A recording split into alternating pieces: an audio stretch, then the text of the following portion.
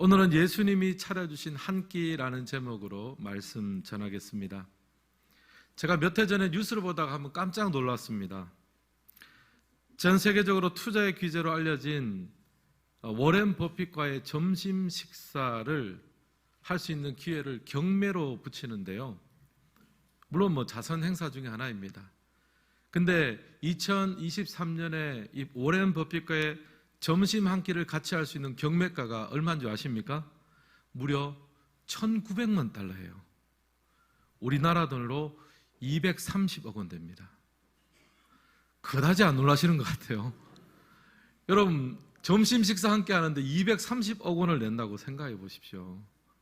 대단하죠. 물론 경매 수익은 여러 가지 좋은 곳에 기부한다고 합니다. 근데 이렇게 매년 엄청난 돈을 쓰면서도 워렌 버핏하고 식사를 한 사람들의 공통적인 이야기가 있습니다. 뭐냐 하면은 돈이 아깝지 않다는 거예요. 물론 좋은 것에 쓰기 때문에 아깝지 않은 것도 있지만 그 워렌 버핏하고 그 짧은 식사 시간의 만남이지만 그때 대화를 나누고 통찰력을 얻고 유익을 얻었던 것이 너무나 크기 때문에 그만큼 가치가 있다라는 말을 공통적으로 한다고 합니다. 아마 그 사람에게는 평생 잊지 못할 식사가 될 거예요. 워렌 버핏과의 식사이기도 하지만 230억 원짜리 점심을 먹었으니 어떻게 잊을 수가 있겠습니까? 오늘 그 말씀에 보면 예수님이 이제 십자가에 달려 돌아가시기 전에 제자들과 나눈 마지막 식사의 장면이 나옵니다. 우리가 보통 최후의 만찬이라고도 하는데요. 이 식사 후에 예수님께서는 이제 본격적으로 고난의 길, 십자가의 길을 가십니다. 그야말로 고난주간이 시작이 됩니다. 본문 속에 예수님은요, 이제 유월절을 앞두고 제자들과 식사 준비를 하십니다. 유월절은 유대인들의 최대 절기죠.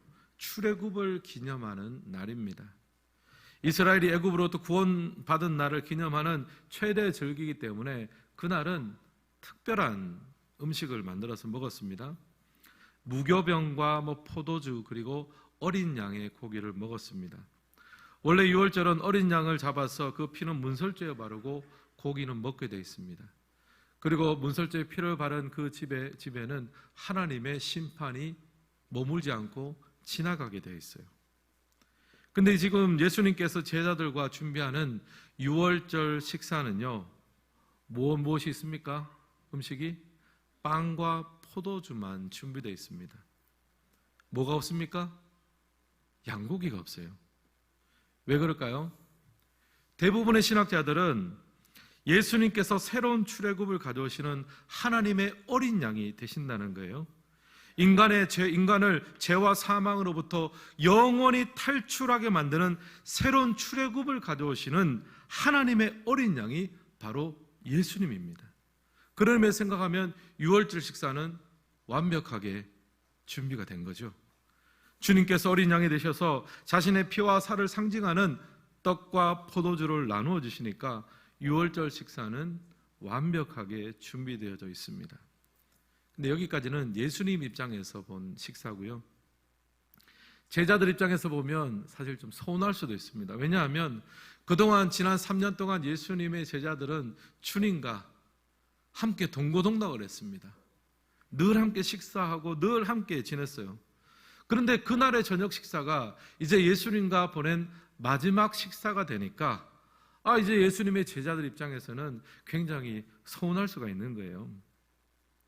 제자들은 아마 떠올렸을 겁니다. 나중에 그 일이 다 지나가고 난 다음에 예수님과 함께 먹었던 그 빵과 포도주가 어떤 뜻인지, 예수님과 함께 했던 그 식사가 훗날 우리에게 얼마만큼 위로가 되고 얼마나 큰 은혜와 능력이 되는지 그 시간들을 떠올렸을 거예요. 자신의 몸과 피를 상징하는 떡과 포도주를 십자가에서 아낌없이 쏟아주신 그 예수님의 은혜가 그 식사 한 끼 속에 고스란히 담겨져 있습니다. 워렌 버핏과의 한 끼 식사와는 비교할 수 없는 가치와 영광과 무게가 있는 식사의 자리였습니다. 오늘 예배 드리시는 모든 성도님들은 예수님이 베푸신 성찬의 능력과 은혜를 힘입을 수 있기를 주님의 이름으로 축원합니다. 그래서 주님이 가신 십자가의 길을 우리도 따라가고 하나님의 뜻이 오늘 우리의 삶 가운데 온전히 이룬바 되기를 주님의 이름으로 축원합니다. 이런 맥락에서 오늘 말씀을 보면서 예수님께서 차려주신 마지막 식사, 성찬의 의미를 세 가지로 한번 정리해 보았습니다. 첫 번째, 예수님이 차려주신 성찬은 배신자와 겁쟁이도 초대받는 식탁이었습니다. 1번 함께 읽겠습니다. 배신자와 겁쟁이도 초대받습니다. 17절과 18절 말씀도 우리 같이 한번 읽겠습니다. 저물매 그 12를 데리시고 가서 다 앉아 먹을 때에 예수께서 이르시되 내가 진실로 너희에게 이르노니 너희 중에 한 사람 곧 나와 함께 먹는 자가 나를 팔리라 하신대. 아멘. 예수님께서 이제 너희 중에 한 사람이 나를 팔 것이다 식사 중에 그 얘기를 하십니다. 충격적인 얘기죠. 함께 식사를 하던 제자들이 여러분 이제 걱정이 됩니다. 밥을 먹다가 이제 모래알을 씹는 그런 느낌 아니겠습니까? 그래서 한 사람씩 한 사람씩 묻습니다. 예수님, 저는 아니죠. 저는 아니죠. 그렇게 한 사람씩 확인을 합니다. 우리도 알다시피 예수님을 파는 제자는 가룟 유다입니다. 예수님은 자신을 배신할 유다도 성찬의 자리에 배제하지 않으셨습니다. 당신이 베푸신 식탁에 배신자인 유다도 앉는 것을 허용하셨습니다. 제가 말씀을 묵상하면서 한번 상상을 해봤습니다. 내가 만약 예수님이었다면 가룟 유다를 그 상에 앉는 것을 제가 허용을 했을까? 아마 같이 밥 먹다가 유다를 쳐다보면서 이렇게 말했을 것 같아요. 너는 지금 밥이 입에 넘어가니? 그거 먹고 힘내가지고 나를 지금 팔아버리려는 거 아니냐? 먹지마 너는. 그 사람이 당연하게 그렇게 나올 거 아닙니까? 하지만 예수님은요, 유다를 배제하지 않으셨습니다. 배신자도 주님의 상에서 식사를 했습니다. 또한 예수님과 식사하는 그 자리에 우리가 잘 아는 베드로도 있었습니다. 베드로는 예수님과 굉장히 가까운 제자입니다. 또 최고의 일꾼입니다. 자칭 타칭 수제자라고 불렸습니다. 근데 그 가깝고 그 신뢰를 받던 베드로가 결국에는 예수님을 배신하게 돼요. 베드로는 겉으로는 센 척했지만 사실 속으로는 겁쟁이였습니다. 주님께서도 이 사실을 이미 알고 계셨어요. 30절 말씀 우리 같이 한번 읽겠습니다. 예수께서 이르시되 내가 진실로 내게 이르노니 오늘 이 밤 닭이 2번 울기 전에 내가 3번 나를 부인하리라. 아멘. 예수님께서는 이미 베드로가 그 밤이 지나기 전에, 새벽이 끝나기 전에 자신을 부인할 것을 이미 알고 계셨습니다. 그럼에도 불구하고 그 마지막 식사의 자리에 앉는 것을 허락을 하셨어요. 내치지 않으셨습니다. 이 말씀을 묵상하면서 한편 마음이 좀 짠해졌어요.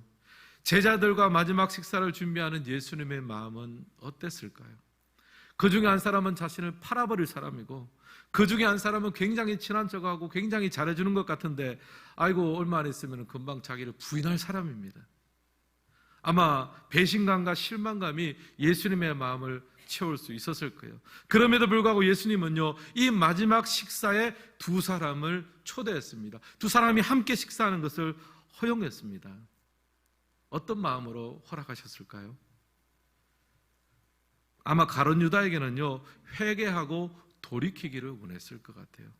그 한 끼 식사가 유다에게 찔림이 되고 울림이 되어져서, 그래서 주님을 배신하고 팔아버리려고 했던 자신이 부끄러워지기를 바랬을 겁니다. 그런 마음으로 유다에게 빵을 떼주고 잔을 나누었을 거예요.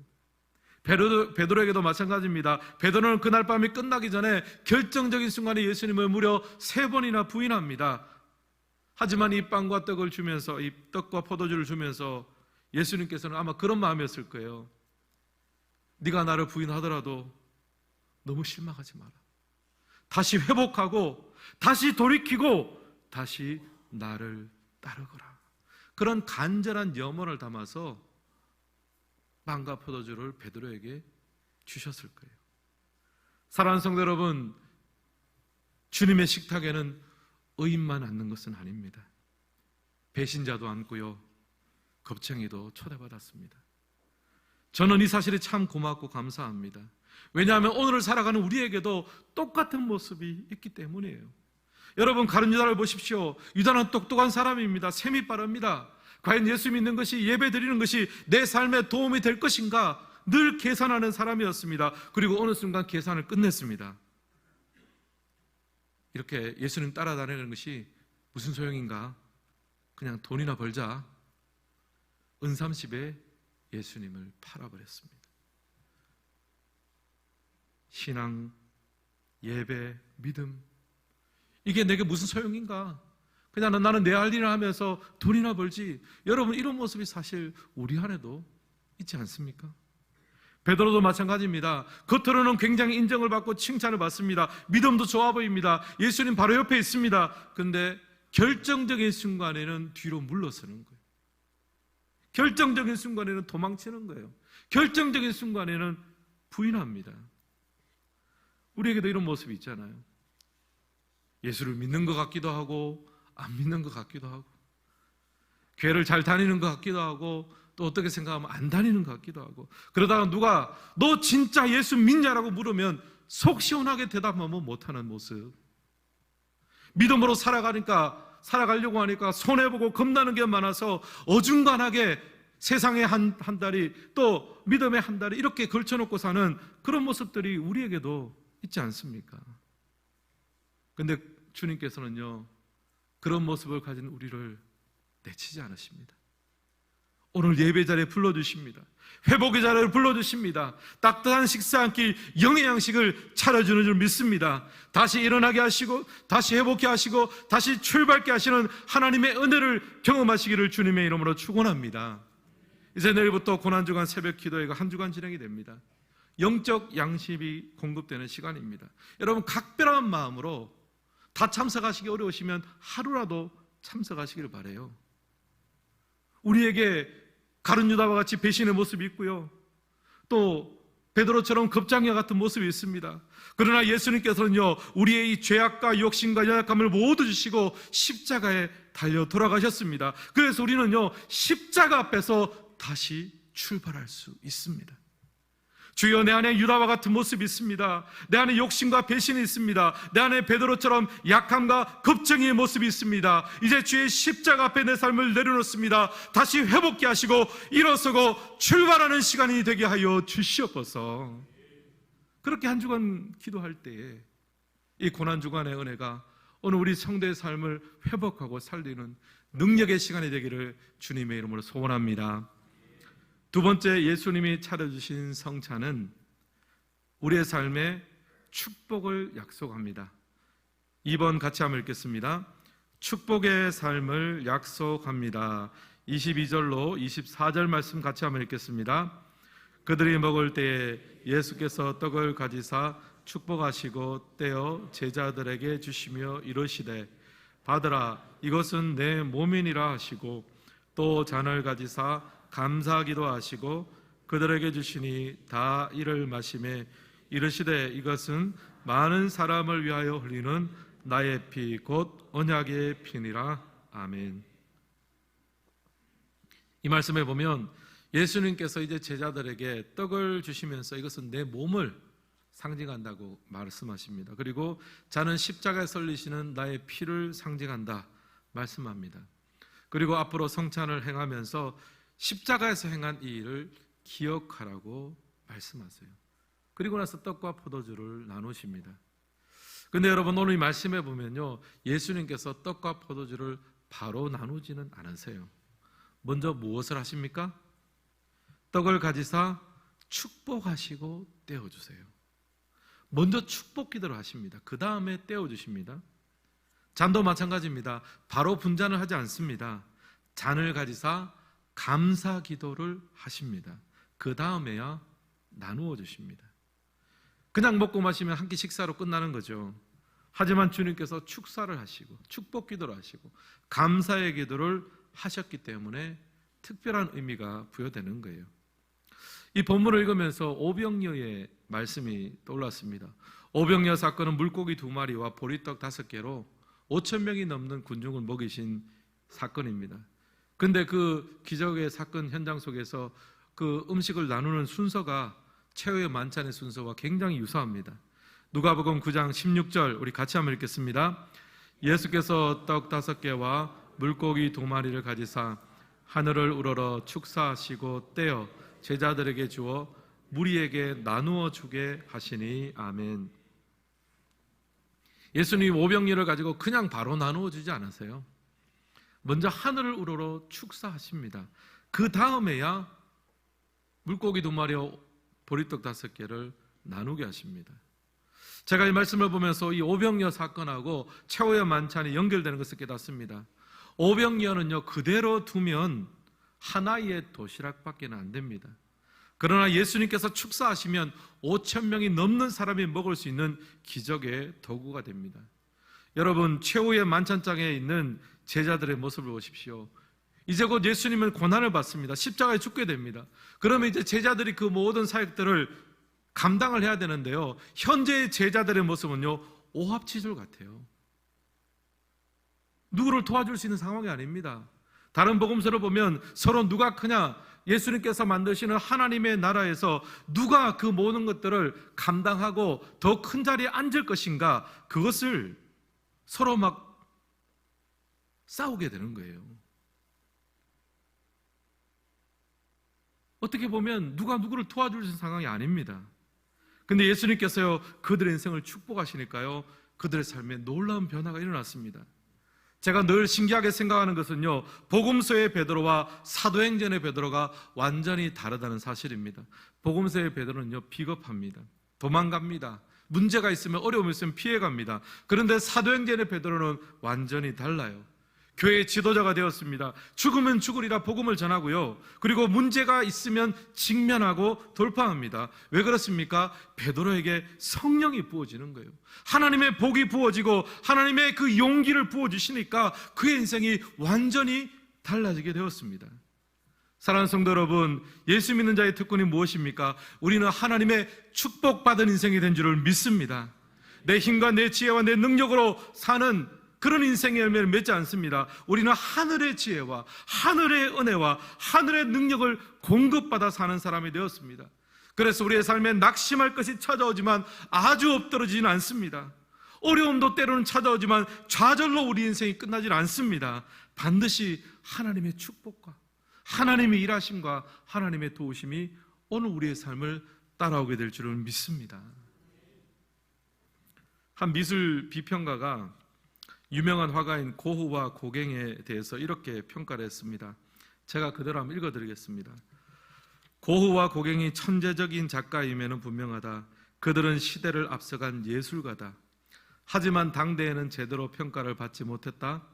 그들이 죽고 난 후 점차 시간이 흐르면서 대중의 평가와 기준이 달라졌다. 그래서 그들의 작품은 유명해졌다. 그러면서 이 비평가가 덧붙이는 말이 이렇습니다. 위대한 작가가 되려면 실력뿐 아니라 시대의 흐름, 무엇보다 행운이 따라야 한다. 촌철살인의 지적입니다. 고와 고갱처럼 그렇게 실력 있는 사람은 굉장히 많았다는 거예요. 그런데 그 실력 있는 사람의 작품이 인정을 받으려면 그 시대가 그런 스타일과 그런 부분을 인정해 줘야 된다는 거예요. 이것은 무엇입니까? 시대의 흐름이고, 여기서는 행운이 따라야 된다, 운이 따라야 된다, 그렇게 이야기합니다. 그래서 제가 이걸 쭉 찾아보다 보니까 요즘 이런 말이 있더라고요. 여러분 혹시 아시는지 모르겠습니다. 운기칠삼이라는 말 아십니까? 네, 아시는 분도 계시네요. 이게 뭐냐 하면 일이 잘 되려면 운이 7이요 재능이 3이라는 말입니다. 행운이 따라야 세상에 사는 일이 잘 된다는 거예요. 예수 안 믿는 사람은 어쨌든 운이 따라야 되는 거죠. 그런데 예수 믿는 사람은 어떻습니까? 우리는 하나님의 축복을 믿는 거예요. 우리는 세상에 던져진 존재가 아니라 하나님에 의해서 보내진 존재입니다. 우리를 보내신 하나님은 우리를 그냥 보내지 않으십니다. 하늘을 우러러 축사하십니다. 어려움을 이겨내게 하시고 염려와 근심을 기도의 자리에서 하나님을 향한 소망으로 승화시키게 합니다. 마침내 주를 찬양하는 자로 만들어 가시는 줄을 믿습니다. 우리는 행운을 믿는 자가 아니라 하나님의 축복을 믿고 살아가는 거예요. 여러분, 지난 부흥회 때 강사로 오신 이찬수 목사님께서 꿈 넘어 꿈이라는 말씀을 자주 하셨습니다. 우리가 이 땅을 살아가면서 다 꿈을 꾸잖아요. 어떤 분은 내가 이 직장에 들어갔으면 좋겠다, 저 회사에 들어갔으면 좋겠다, 꿈을 꿉니다. 또 사업하시는 분은 내가 이런 영역에서 이 정도의 좀 기업을 이루어야 되겠다, 꿈을 꿉니다. 또 교회도 마찬가지죠. 어떤 직분을 받고자 하는 그 꿈도 있고요. 또 저 같은 목회자는 이런 규모의 어떤 교회가 되었으면 좋겠다, 나름대로 꿈을 꾸는 거예요. 근데 여러분, 꿈은 누구나 꾸지만요, 하나님의 백성은요, 꿈 넘어 꿈을 추구해야 된다는 거예요. 어떤 직장에 들어갔으면 좋겠다는 꿈입니다. 그러나 그 꿈을 넘어서 꿈 넘어 꿈을 꾸는 사람은요, 그 직장 속에서 내가 주의 사명을 감당하겠습니다, 하나님의 마음을 가지고 직장 생활을 하겠습니다, 이게 꿈 넘어 꿈이 되는 거예요. 또 사업장도 마찬가지입니다. 내가 이런 사업을 이렇게 일으키고 싶습니다, 이것은 꿈입니다. 누구나 그런 꿈은 꿉니다만, 하나님, 제가 이 사업장을 통해서 정말 하나님께 영광을 돌려드리고 이 사업장에 있는 모든 사람을 축복하는 존재로 하나님 그렇게 쓰임받고 싶습니다, 이것은 꿈 넘어 꿈이 되는 거죠. 교회도 마찬가지입니다. 우리 교회가 이만저만 커지고 성장하고 그런 교회가 되기를 원합니다. 좋은 꿈입니다. 하지만 여러분, 꿈 넘어 꿈을 꾸는 교회는요, 하나님의 마음을 시원케 해드린 교회가 되기를 원합니다. 주의 손과 발이 되어 땅끝까지 복음을 전하는 교회가 되게 하여 주시옵소서. 여러분, 우리 인생에 이 꿈 넘어 꿈을 회복하며 감당하는 은혜가 있기를 주님의 이름으로 축복합니다. 사랑하는 성도 여러분, 최후의 만찬에 초대받은 제자들의 모습, 사실 대단한 사람들은 아닙니다. 그러나 이들에게는 다른 점이 있었습니다. 주님의 축사입니다. 하나님께서 그들의 꿈을 축복하시고 꿈 넘어 꿈을 꾸게 하셔서 단순한 인간의 나라가 아니라 하나님의 나라를 꿈꾸는 그런 은혜를 누렸던 것처럼 오늘 우리의 삶에 동일한 역사와 능력이 있기를 주님의 이름으로 축원합니다. 마지막 세 번째로 예수님이 차려주신 성찬은요, 우리가 사명을 부여받는 자리입니다. 3번 같이 한번 읽겠습니다. 사명을 부여받는 자리입니다. 앞서 예수님이 차려주신 마지막 식사 성찬에 대해서 두 가지 말씀드렸습니다. 첫째는 성찬에는요, 배신자와 겁쟁이도 초대받았습니다. 가룟 유다처럼 예수님을 배신하게 되는 사람도, 또 베드로처럼 겁쟁이도 예수님의 식탁에 둘러앉았습니다. 주님은 배신자도 품으시고 겁쟁이에게도 기회를 주십니다. 회복하게 만드는 자리가 바로 성찬, 예수님의 식탁이었습니다. 둘째, 성찬은 우리에게 축복의 삶을 약속합니다. 우리 인생을 보면 평범합니다. 그저 내 가정, 내 인생 하나만 책임지기에도 팍팍한 인생입니다. 우리는 그렇게 꿈을 꿉니다. 그러나 주님께서는 우리를 축사하십니다. 축복하십니다. 그래서 꿈만이 아니라 꿈 넘어 꿈을 꾸는 존재로, 하늘을 우러러 바라보며 사는 존재로 우리를 살게 하십니다. 마지막으로 성찬은 사명을 부여받는 자리입니다. 사도 바울은 고린도전서에서 성찬을 이렇게 해설했습니다. 고린도전서 11장 26절 같이 한번 읽겠습니다.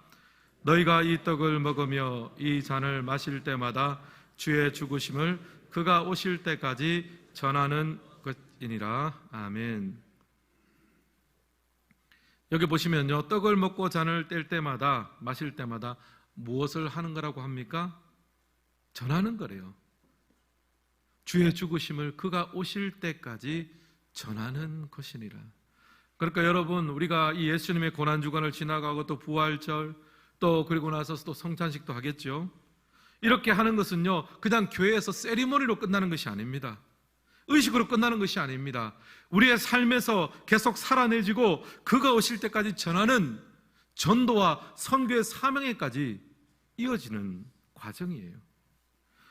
여러분, 성찬에서 우리는 주의 죽으심을 상징하는 떡과 포도주를 먹습니다. 우리가 흔히 여러분 밥심으로 산다 그러잖아요. 밥심으로.